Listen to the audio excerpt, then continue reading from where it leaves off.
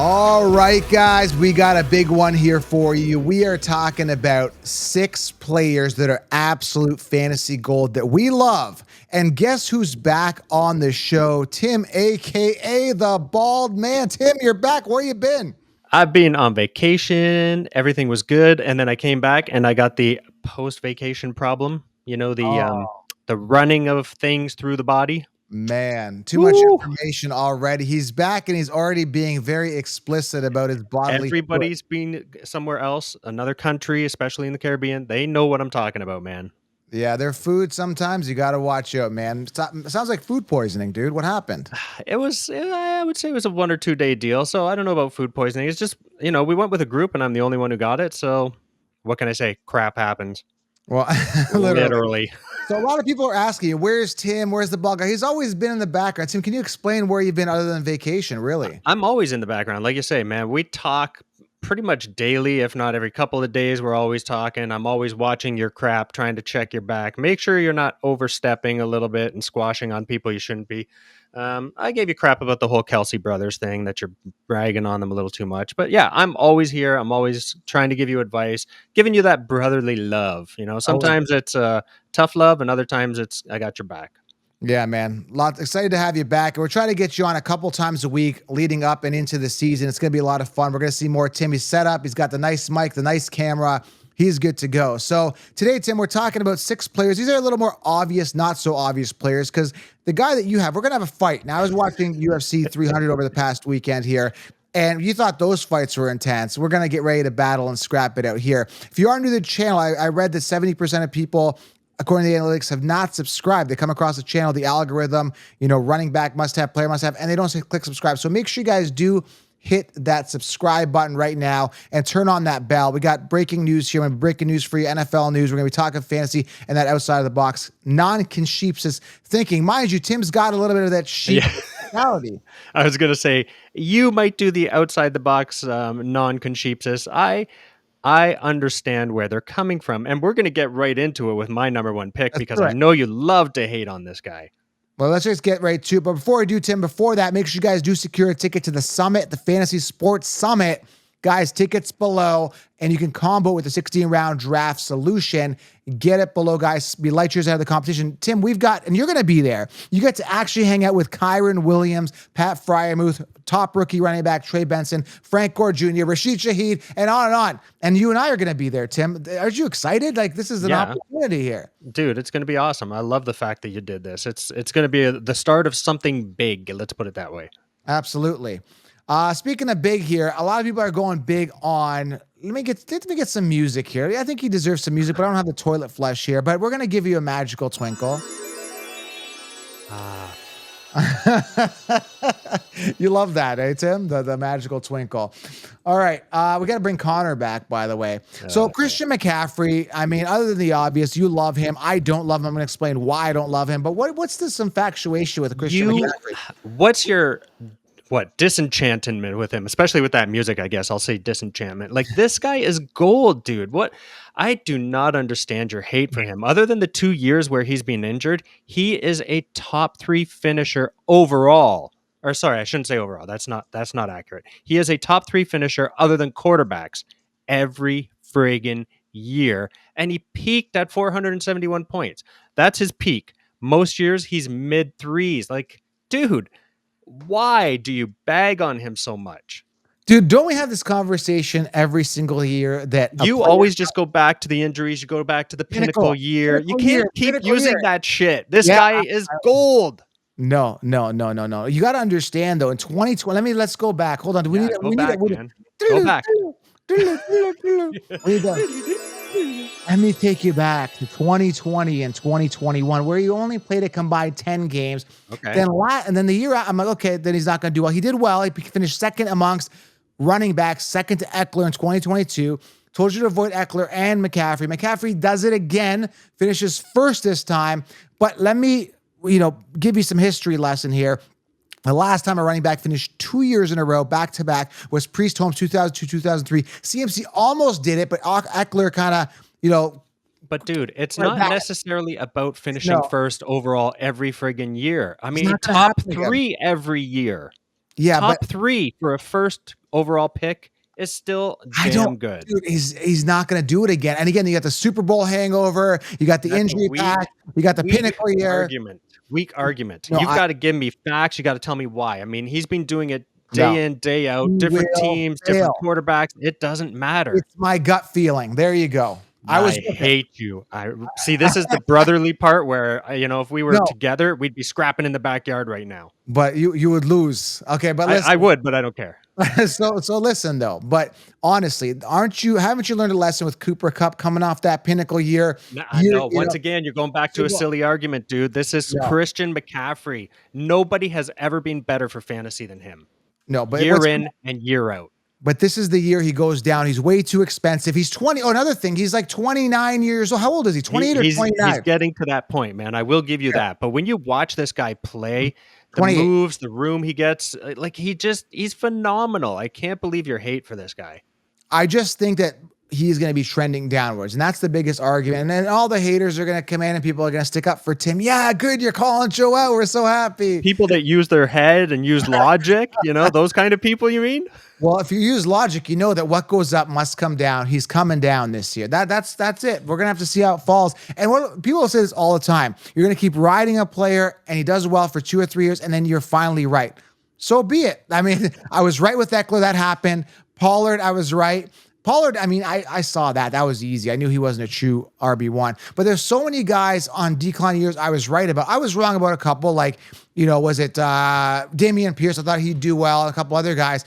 But overall, man, I was right about Pollard declining. Dalvin Cook was a 5th-round pick. J.K. Dobbins last year. Adams, Cooper Kupp last year. I called the declines of all these guys. And Christian McCaffrey is the Achilles heel to me. He is the only guy that's kind of proven me like wrong. But more often than not, yes. I mean, there are definitely other guys where you rag on them and they still have pretty good years. But yeah, Christian McCaffrey is one that I don't know. You love to pick on the top player. It's almost like because you want to be so different, you want to like go against the grain that you have to rag on the best. But I'm right a lot of the times because Michael Thomas, the pinnacle year, he failed. Cooper Kupp, pinnacle year, failed. They always fail after their pinnacle year.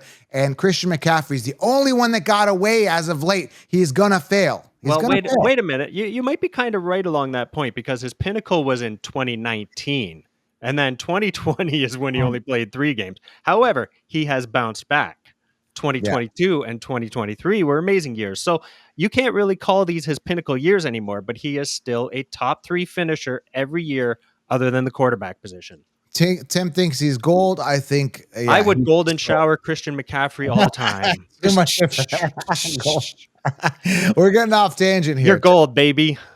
No, it's a different type of gold. Okay, let's go here to the next guy that I love, that I think has actual ceiling, youth, upside, explosiveness, and is trending upwards, is Breece the Beast Hall.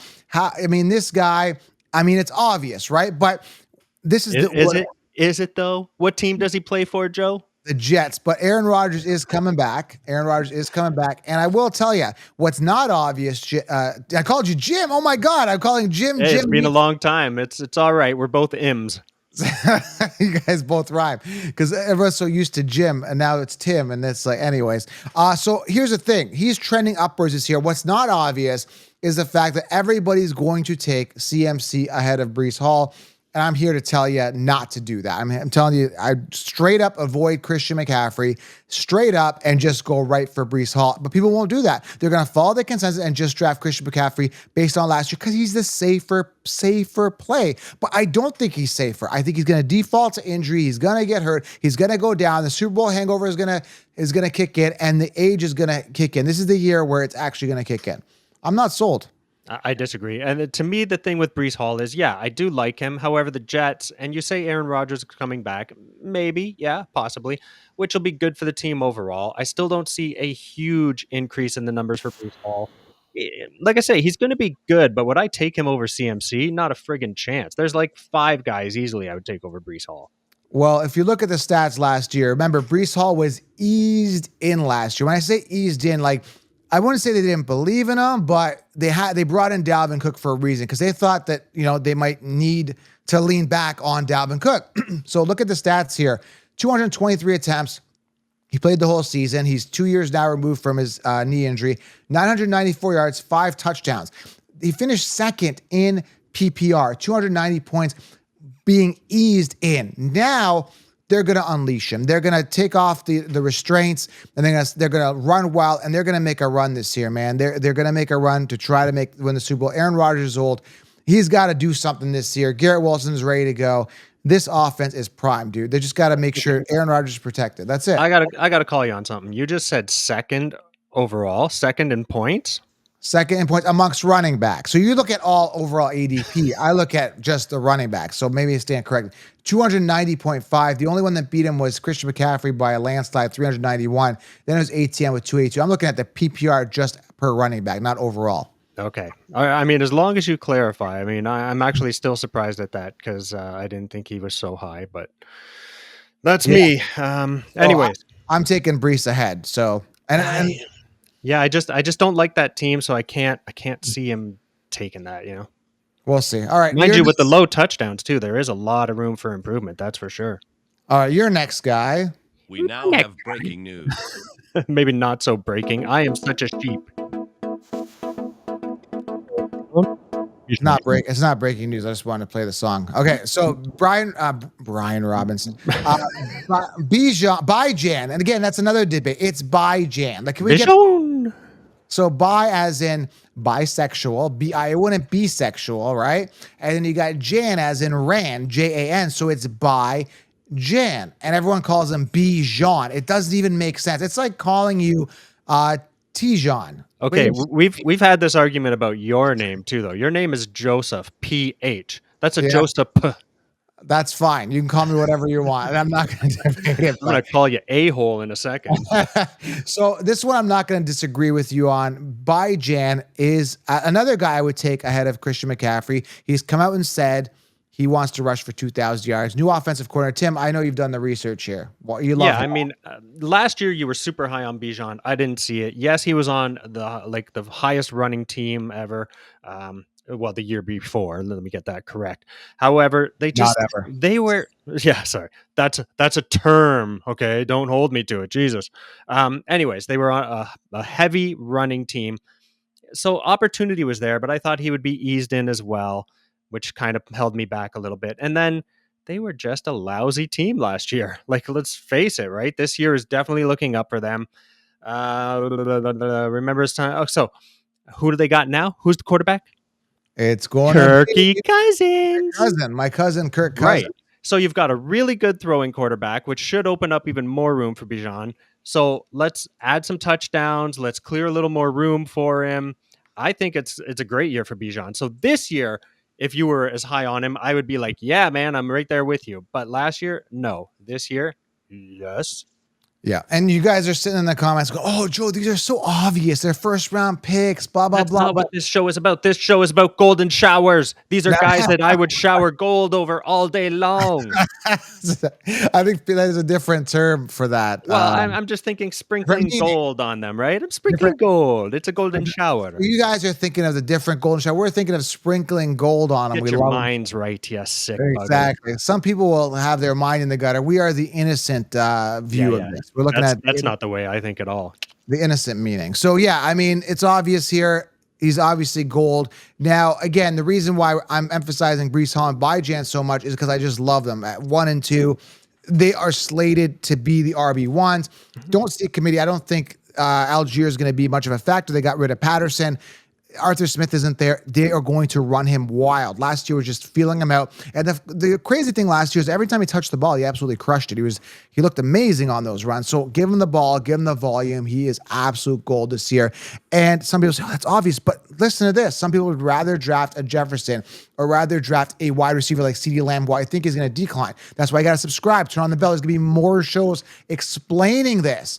Okay, and that's why 16 rounds has all the answers in it. Get it below. So now that you've plugged that, let me go into this too, okay? So we talked about this probably almost a month ago with all the moves that were going on at the time with the running backs going here, all these former big name running backs. You have always been an robust RB. I was going to say RB heavy run guy. What are your thoughts this year, though? So, and here's another funny thing: my my 3 picks are all friggin' running backs. I'm sorry, I tried to throw a wide receiver or something in there, but as far as guys that I really love, and especially Right. my third one at his ADP, they're all running backs. I'm very sorry, but that's the way it is. What are your thoughts this year on the robust RB?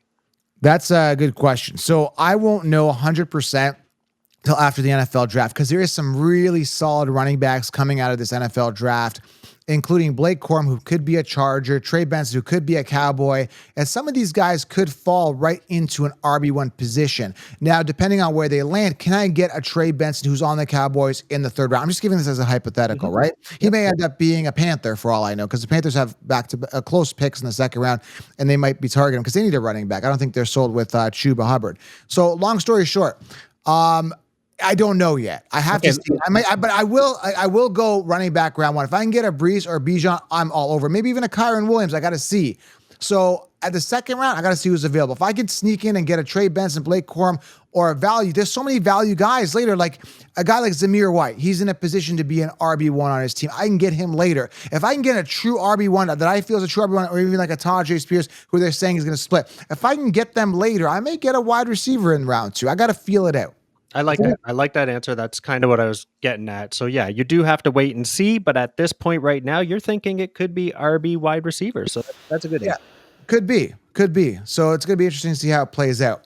All right, let's move on here to my guy who I absolutely think is gold this year. I was high on him last year. I was a little premature on my excitement, but I got to talk here about Drake London. Absolutely love myself some Drake London for many reasons. Even the Conchiefs are high on him. This is a guy that finished, like 37th last year in PPR, something like that. He was way out. He only had 2 touchdowns. Let me see his exact 80, where he finished last year. 37. There is the huge upgrade at quarterback, right? And in fact, we were just teammates, Bijan and Drake. Yeah, they're in a good position, barring any type of injury, or they draft like a top receiver or something like that coming out of this draft who's going to get the volume fed. They got Pitts, who's a viable guy, who's a top prospect, but they never had good quarterbacks. And Drake London had a safe year. His touchdowns were very low. It was very boring, lackluster. And Arthur Smith, new offensive coordinator. He got a quarterback that throws. And the way I look at it is like, you were drafting Jefferson, who is on paper a better wide receiver physically than Drake London, but I'm of the believer, and it's almost factual at this point, scientific, that the quarterback makes the wide receivers. And Kirk Cousins made Jefferson really, really good. Drake London has not had a good quarterback. So now is the opportunity to shine. As long as they don't bring in anyone else, he stays healthy. He's primed to get a ton of volume and a ton of touchdowns, more touchdowns anyway than 2. No way but up. And his ADP, so we looked at it, he's coming off like end of second round. He's 24th overall.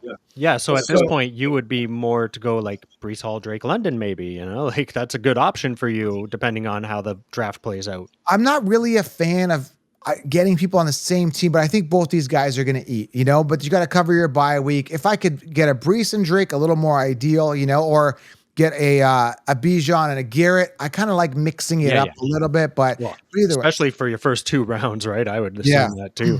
If Kirk Cousins goes down, man, then everything is up in the air. These guys will definitely not have the year we expect. I would say in that case, Bijan has a little more consistency, and I would expect Drake to fall off because there is nothing behind Cousins. It would be an absolute crap show.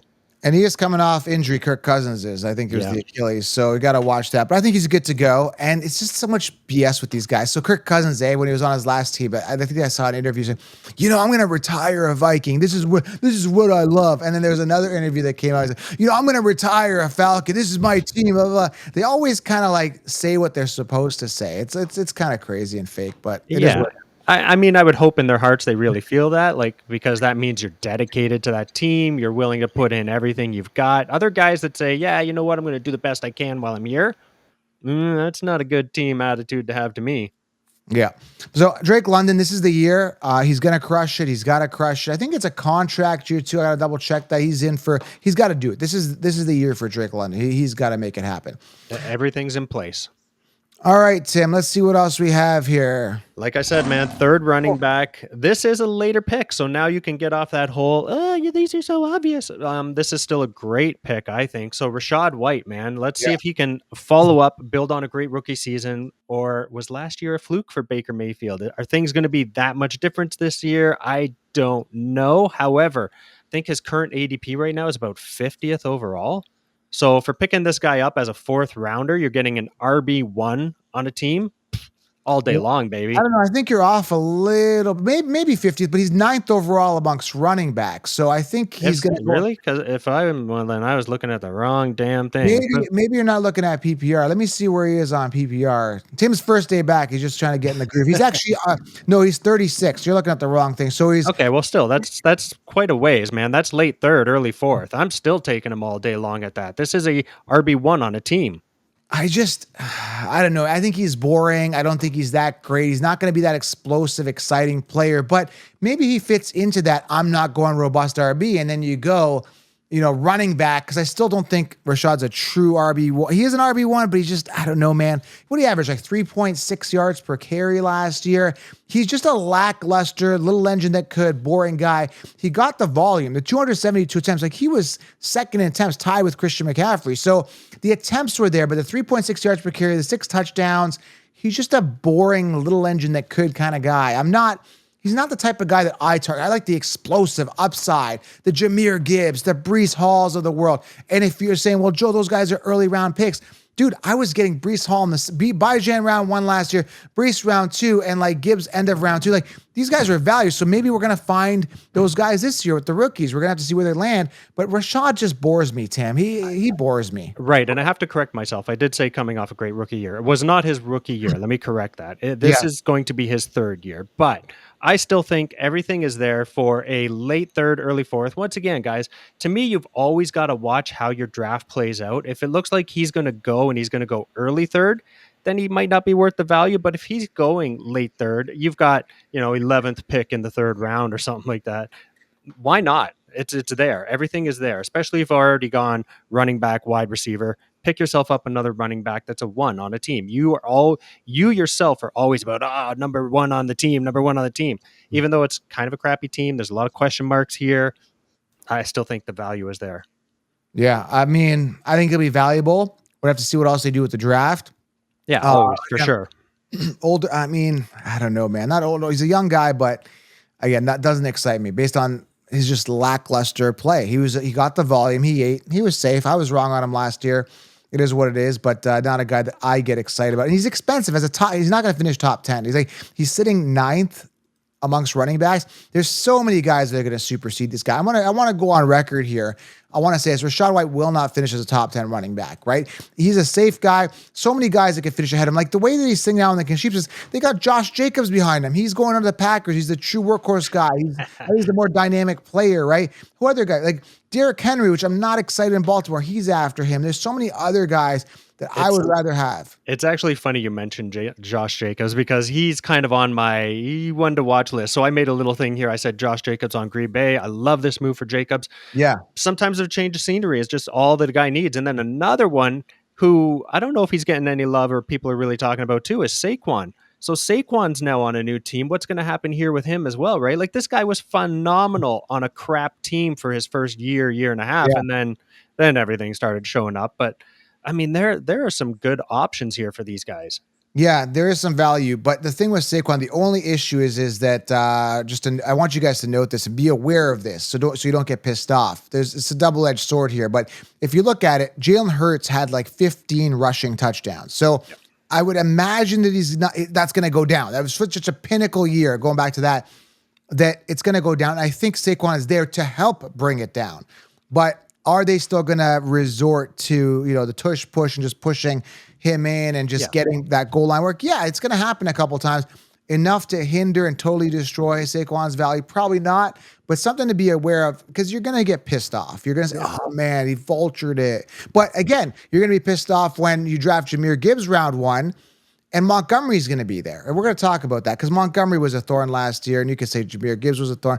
But again, here's the thing, Tim. Everyone's drafting Gibbs round 1 almost acting like Montgomery's not there. Montgomery had more attempts last year, and I hate Montgomery. I'm all about Gibbs, but he's going to be a thorn, man. That's another topic. Montgomery might still be the guy to pound in the 3-yard line, so you got to talk about it. And you made a great point about Saquon. Yeah, that's very possible too, that the touchdowns won't be there to make him a really high running back, but I still think he's due for a nice bounce back with a new team now. All right, last guy here that I love that's absolutely gold. I want to shower myself with his love. That doesn't sound good. Hold on. Can we edit that out? No, man. It's got to ride. I got to ride that one out. That came out totally wrong. Wait, came out wrong. Never mind. All right, so let's just stop. Something came over you when you said that? No. You're disgusting. Enough of this. Shower us with fantasy points. This is way off tangent. I totally didn't mean that. So we're talking about gold guys, and never mind. He's going to shower us with fantasy points. CJ Stroud, I absolutely love him for fantasy. That's all. He's going to be amazing this year, man. The addition of Diggs is wild. He did so good last year as a young quarterback, and he just continues to build. They're going to continue to build around him. They give him every weapon he needs. They bring in veteran Joe Mixon, who I'm not excited about, but he's efficient enough to distract the defenses, push the ball upfield. Then you've got Dell coming back, and he's been training hard, looking better than ever. You got Nico Collins, who wasn't an amazing receiver, but has looked amazing with CJ Stroud. It destroys the value of Dell and Nico to some degree with Diggs coming in and being the one. But the guy that I love this year as a quarterback is CJ. And I won't reach for it, but I'll try to grab him where his ADP is. And he's going to be coming off. Where's his overall? He's going to come off second round, isn't he? Or third, I would think. Where is he coming off? I would hope third. Second would be a reach. No, way out. He's coming off later. Sorry, he's 48th. But I'm for some reason I was thinking two quarterbacks. So let's say mid-4. Yeah, and I'm almost comfortable taking him there, man. I've got my RB1, I get an ace wide receiver, maybe get another running back, and then get CJ Stroud. Now I've got my ace quarterback who's going to absolutely, in my opinion, crush it this year. But there's still value at quarterback. Don't get me wrong, guys. There's still a bunch of quarterbacks you get later, but CJ Stroud is really attractive. He's quarterback 5. They still got Mahomes, Lamar, Hurts, and Allen. I think he could supersede these guys, man. It's very viable. Yeah, I agree with you. I can't say anything negative about him. I think he's looking phenomenal. There's no complaints at all. Nothing I can say negative against him. Yeah. So, recap, McCaffrey, Breece Hall, Bijan, Drake London, White, and Stroud. I don't agree with the White pick. I don't agree with the McCaffrey pick, but Tim seems to like those guys. Bah. He's gonna follow the herd. So we should start doing like side bets or something like that, because there's no way CMC will go down. He will get hurt. He will have a major decline. We'll push him. I think he'll be outside the top 10 by the end of the season, but definitely outside the top 5. The only way that happens is with injury, where he misses multiple games. Even if he misses a game, he's still a top 3. And again, people say, well, Joe, you wish injury on people. No, not really. I don't wish it, but I think it's going to happen. I don't wish it, but I just want to be right. Let's put it that way. Does that sound good? No. I don't. And here's the thing. Every fantasy person acts like they don't want their opposing team's player to get hurt. But it is it's taboo to speak about, but everybody talks about it and, undercover, or they think it. They're all thinking about it. And there was a show called Playmakers that came out in the early 2000s. It got canceled by, it was ESPN, but NFL didn't like it. They didn't even use NFL usages, right?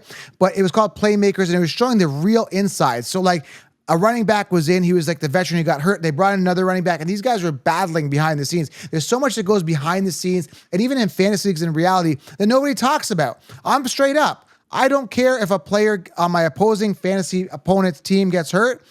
I mean, I feel bad for them in real life. They get hurt, but let my team win. I don't care. It's always that talk about the handcuff, right? Like, do you take CMC or do you take his backup? Do you take Dalvin Cook or do you take the backup? Do you take a Madison? Like, guys are always playing that game. So yeah, you're not necessarily hoping, but you're thinking there's a very good possibility, and sometimes with good reason. Like CMC getting injured 2 years in a row, but then he's been strong for the last 2. So hopefully he can maintain, but eventually crap happens to everybody, and running back is definitely one of those positions where I see the injuries pile up a little faster than others. And for the record, I don't wish catastrophic injury. A tweaked hamstring.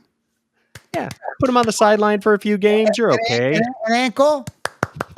something like a neck or a paralysis. No, we're not wishing that at all. Let me get that straight. That is something that nobody wants to see.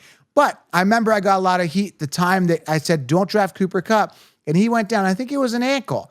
Oh, you're so mean, Joe. You're such a too bad. He broke his ankle. He'll get over it. He's getting $1 million a year. Go to rehab. You still get your $1 million. You have to sit at the side. His little ankles hurt. Poor guy. It's like, okay, yeah, I get it. They work hard. They're athletes. It sucks that they get hurt.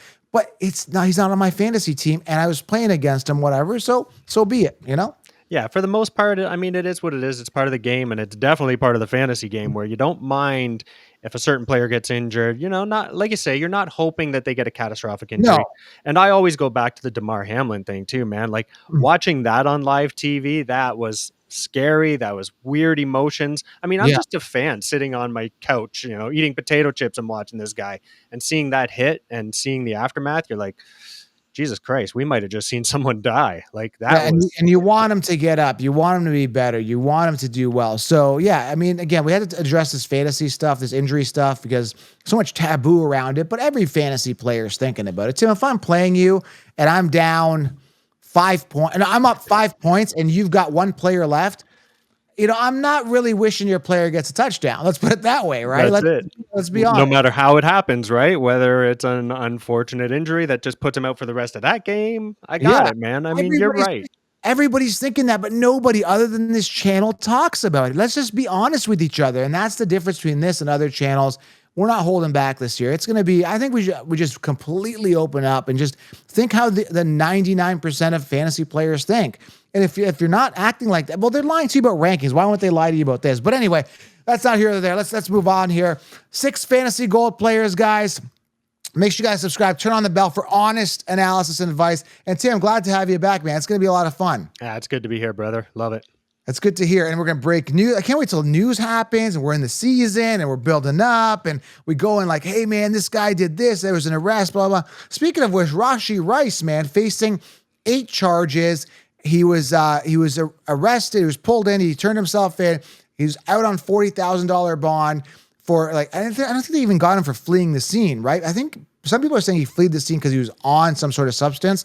So it's just crazy, man. You're so young. You're so talented. You're racing. You're going 120, whatever miles an hour he was going.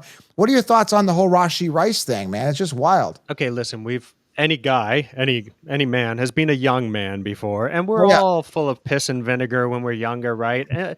Even if you got some piece of crap car and some guy pulls up beside you at a red and starts revving or starts, doing the little tap forwards, you're going to give him a go. Where he screwed up is the speeds got like super excessive. When you got a hot car, I guess, hey, why not? But the causing an incident, whether he was directly the result of the crash, like was his fault, or if he was a byproduct of something else that happened, the worst part is running. No matter what, they're going to find out who was driving that car. That's your car. It looks really suspect that you were high or drunk or something else is wrong. So you just compounded all your problems. Now you're probably going to have lawsuits coming from all these people that got injured. No matter what, the NFL has to take a tough stance. Yes, he's a young kid. He screwed up. Thankfully, he didn't kill anybody. You need to be made an example of. I'm sorry. You screwed up in such a bad way. You need to be an example. I think it was a one of. I really think I don't care. You still have to pay the price. I agree. I just think like it was a one of, but you see so many people like recurring with stuff like Antonio Brown. It's like, he throws a mattress or whatever off the ceiling. Then he beats up a driver. It's like we're seeing a pattern with certain guys. Even like some people may not agree or you're going to stick up for him, but Travis Kelce punching his teammate out, then attacking the coach during the Super Bowl. People are like, no, Kelce doesn't need to be in jail. The guy's reckless, man. He's asking for it soon too. Maybe I'm not a Kelce fan, but anyway. I think you take it a little too far there. Like when you say punch out, you've seen guys get in fights in training camp and stuff like that. And some of it's passion. Some of it's these younger guys coming in wanting to take your place and you trying to protect your own. But getting in a coach's face and yelling at him, and even the coach said, right? Reed said, like, that's just his passion. And I want to see that out of a Kelce, but you got to know when to draw the line. And he was definitely very close to crossing it, if not crossing it. If the coach had fallen there would have been a major issue, I think, because he gave him a little bit of a shove. Had he had fallen, it would have not looked good, man. Yeah, I mean, some of it is just passion, but racing your car on the side of a road and causing an accident, that's not the same. No, I'm not condoning. I'm not sticking up for it, but Yeah. I'm just saying. I just think it was a one of, and hopefully it's a learning experience for everybody involved. Yeah, and everybody in the NFL. That's why I say they've got to set an example here. They've got to say that this kind of stuff can't happen. You know, you guys are in a position, you've got all this money, you've got wealth to spend on beautiful cars, but don't be stupid with them. Take it to a track if you want to race that sucker. Yeah. All right, guys. Thanks for listening. Turn on the bell, subscribe, and Tim, welcome back, man. Thanks, brother. Good to be here, everybody. He's back. He's like Arnold. He's back. I'm back, but I'm nowhere near as big. All right, Tim. Thanks, guys. We're out. Hope you enjoyed the show. Subscribe, thumbs up, turn on bell.